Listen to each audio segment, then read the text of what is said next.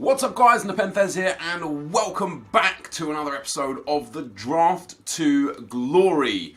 It will be very difficult to eclipse the immense feats of episode 60, but we're going to try here again today. And if you guys wouldn't mind doing your part, I would appreciate that massively. Episode 60 currently has 14,300 thumbs up. It will easily get over 15,000. So if today's episode could get over 10,000, that would be amazing. Check down below, drop a thumbs up if it's under 10k. So for the formation, guys, I'm probably going to go with the 4-3-3.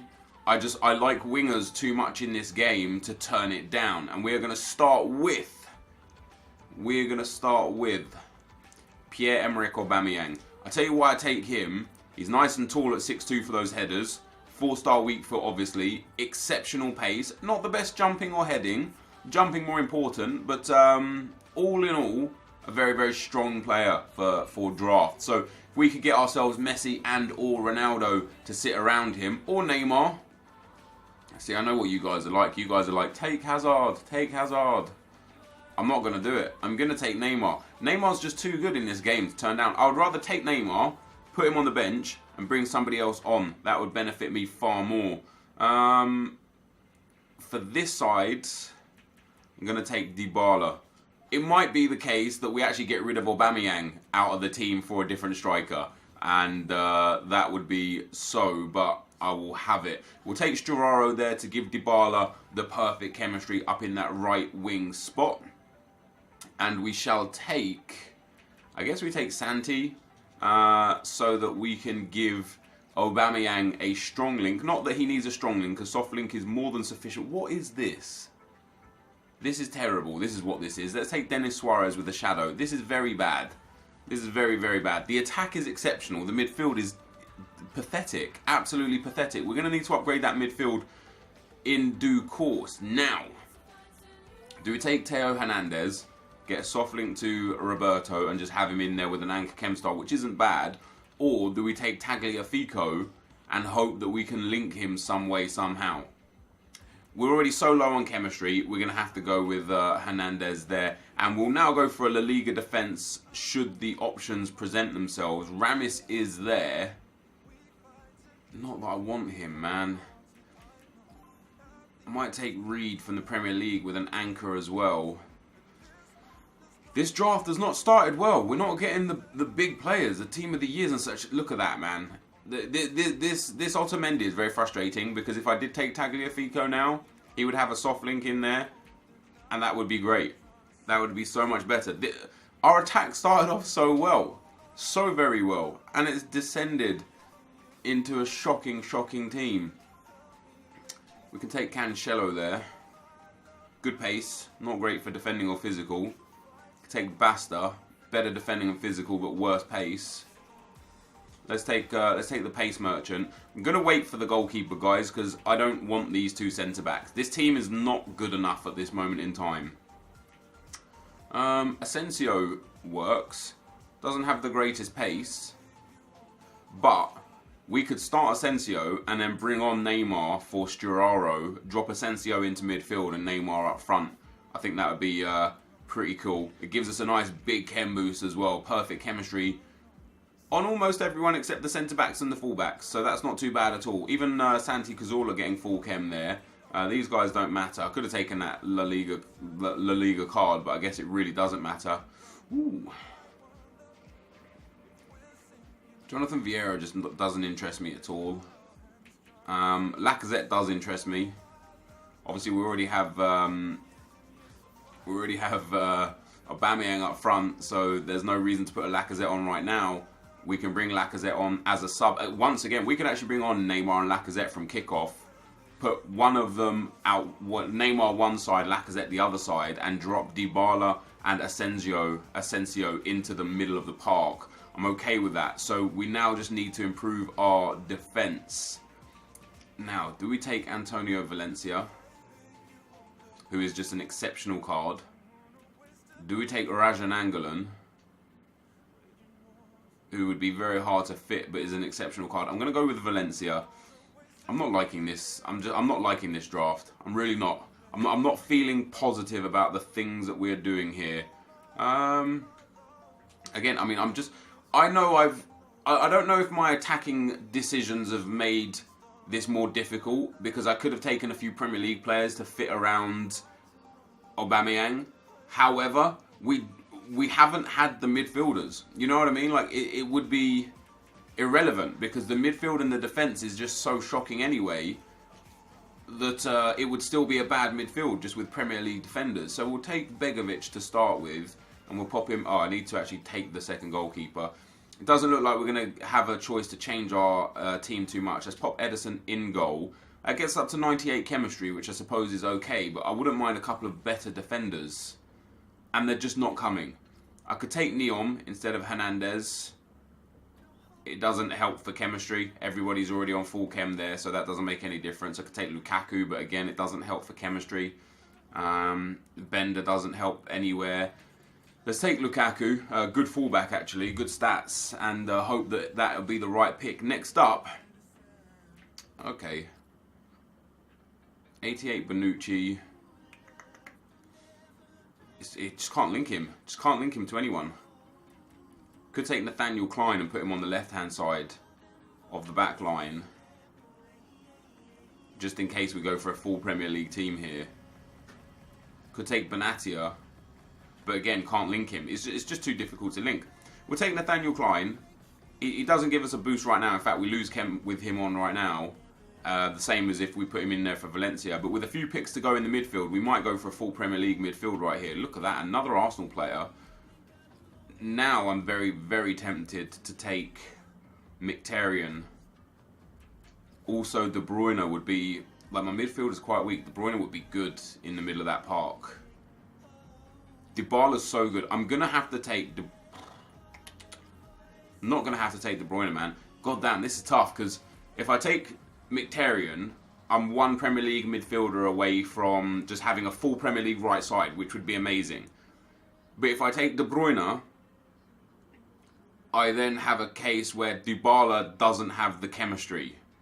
And we could put Lacazette up there, but he doesn't work for chemistry either. So either way, either which one I take, I'm relying heavily on the next pick to be in my favour. And I'm going to take De Bruyne just in case we get Eden Hazard, which then he can go up there instead of Dybala in that right wing spot on 7 chemistry. For the time being, we'll put Lacazette out there, low chem, and won't be usable. But that's a much better team in my opinion. The defence still not good enough. And look at the odds. I could have taken the winger. I should have taken the winger. Christian Eriksen is a good player to have there. I really want to start Christian Eriksen as well. It is just too difficult. It is just too difficult. I'm going to take Eriksen. Oh man, I can't fit him in the team. Now I can build a full Premier League team now. Put Kane, oh crap, put Kane up front. Eriksen in at cam. That's everyone on full chem there. Aubameyang on left side. I don't have another player. I don't have the players for it. I could take Mbappe, but don't. I could play Mbappe at right wing and Lacazette as striker. I think that's what we're going to have to do. And then De Bruyne is going to be off chem. Or we could take Insigne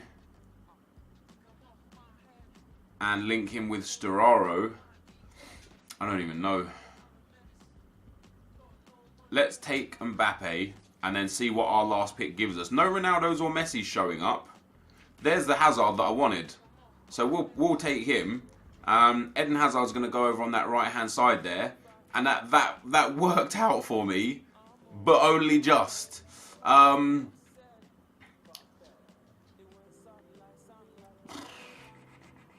might start Lacazette up here.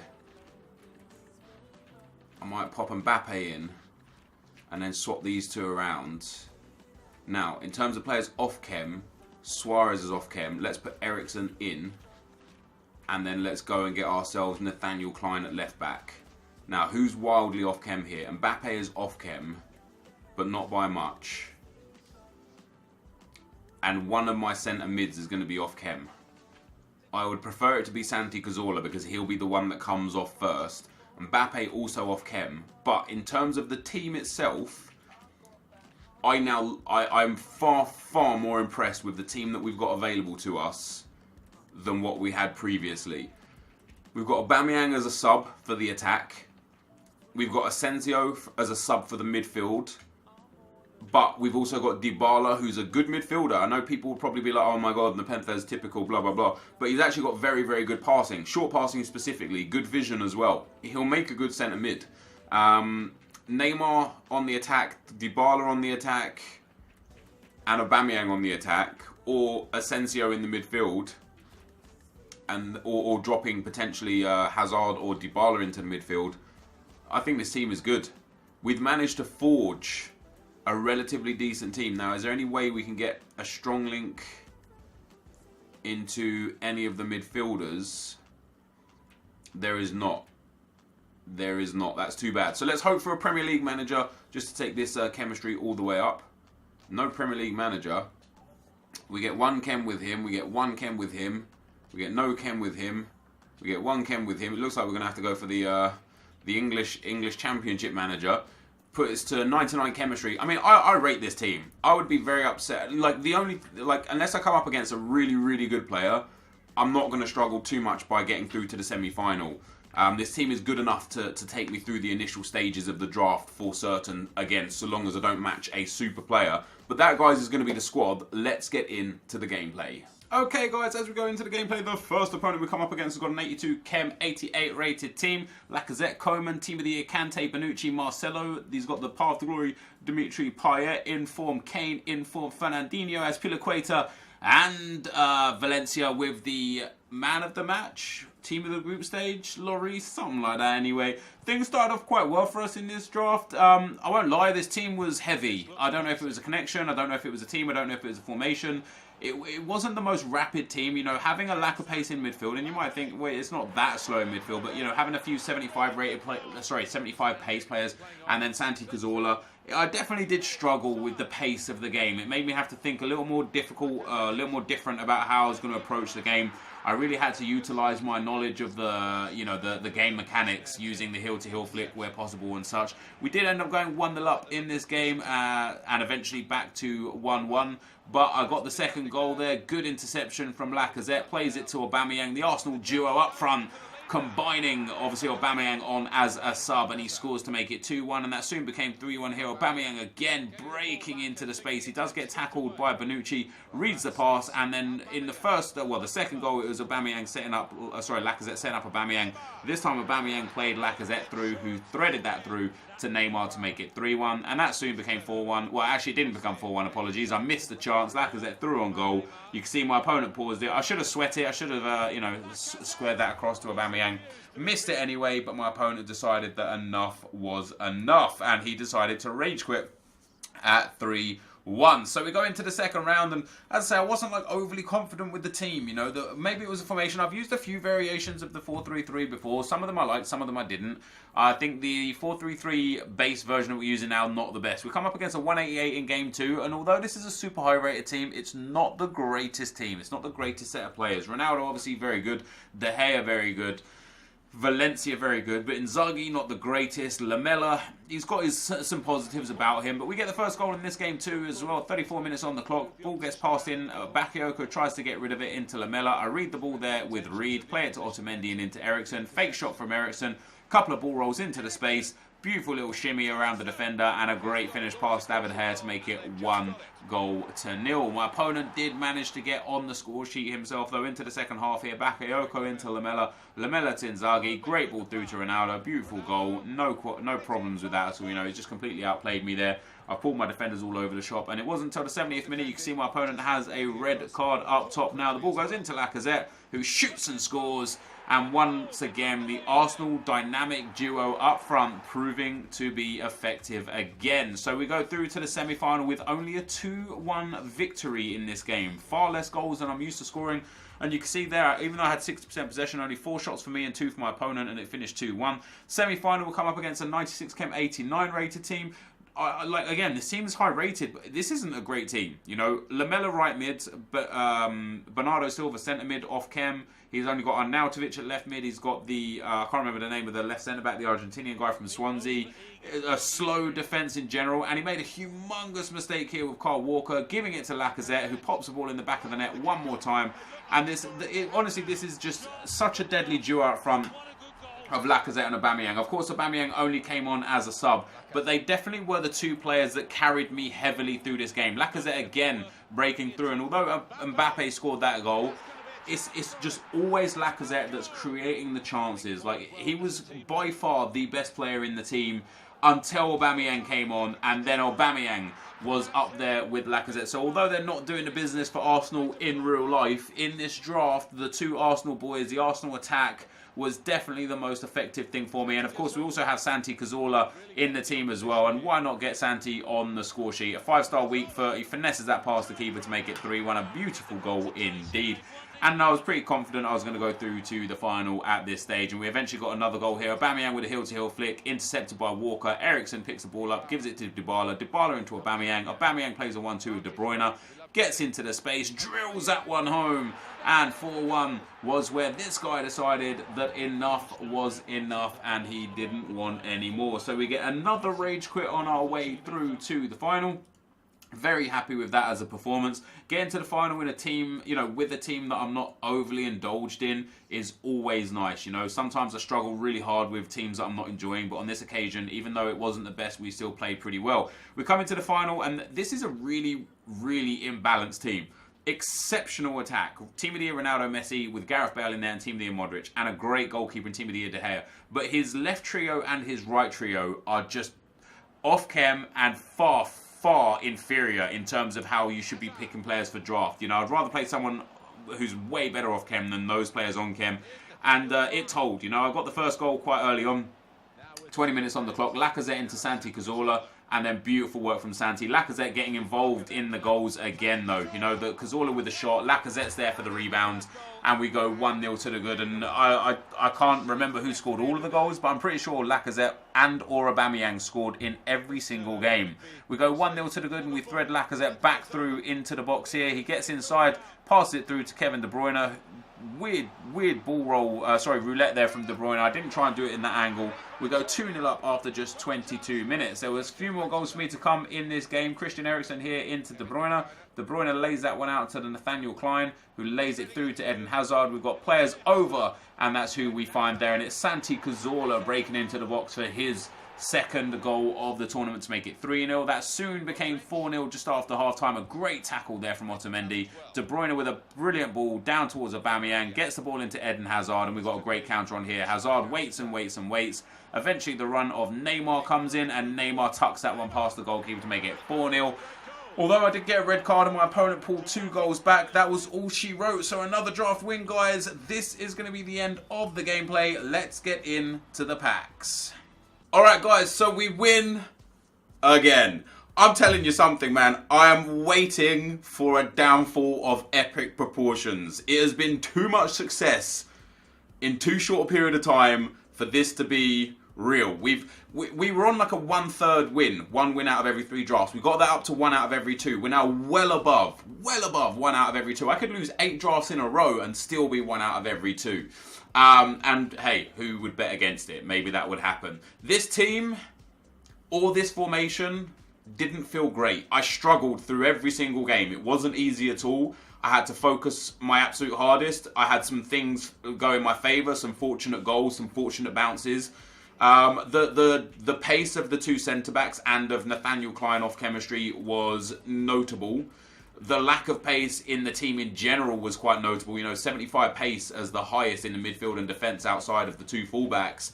And I don't know about this formation, man. It didn't offer much. You know, even though it's got 2 wingers, I wasn't really able to play through the wings too much. 3 centre mids, I wasn't really able to play through the midfield too much. It was just a struggle, like genuine struggle. The changes that were made, generally speaking, were that Aubameyang on for Lacazette. and Neymar up on for either Mbappe or Hazard or De Bruyne, depending on fitness, and then one of the other wingers went into the midfield. So something like this is what it looked like towards the back end of the games. But we managed to fight through. We managed to get ourselves another big victory. 3-1, 2-1, 4-1 and 4-2. And I think the lack of goals of me scoring there really does go to show just how difficult it was to play with this team or this formation. Normally I have at least 1 or 2 games with 5 or more goals. On this occasion, we only finished with 13 goals throughout the whole draft, which is far less than our average of about 17 or 18 goals per draft. So we'll see what we get for our reward, though. We do get another draft win, and we pick up a 50k pack and a 5k pack. We got that a couple episodes ago and got some good stuff in the 50k pack.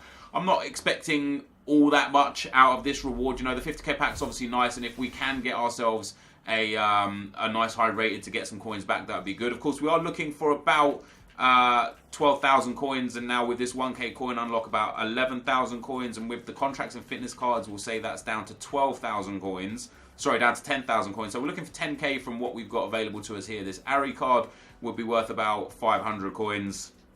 We'll count him as such, and Ranocchia probably the same. About 500 coins. So we're looking now for about 9,000 coins out of what we've got available to us.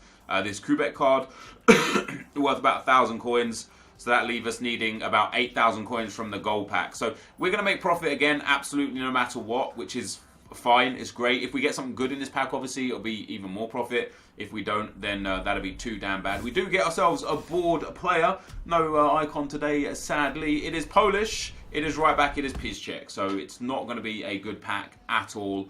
Let's see what we do get in here. I mean, it's not only not a good pack, it is a terrible, terrible pack. We get 183 rated card, which probably doesn't hold much value right now. 1,200, 1,500 coins maybe. Yeah, 1,500 coins.